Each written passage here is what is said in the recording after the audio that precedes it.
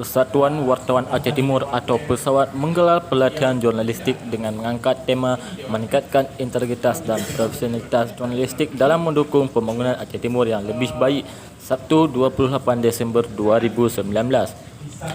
Kegiatan tersebut digelar di Royal Hotel Edi yang diikuti sebanyak 50 pekerja kuli tinta di Aceh Timur dari berbagai organisasi seperti Persatuan Wartawan Indonesia atau PWI Aceh Timur, Jurnalis Muda Aceh atau JMA, Persatuan Wartawan Online atau PWO, dan Jaringan Jurnalis Independen Aceh Timur JJIAT.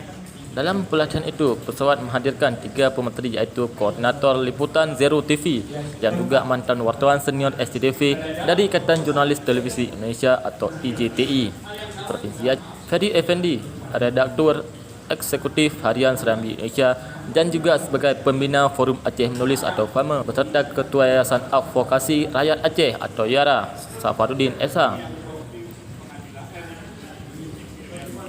Dari Aceh Timur, Jejak Pewarta melaporkan.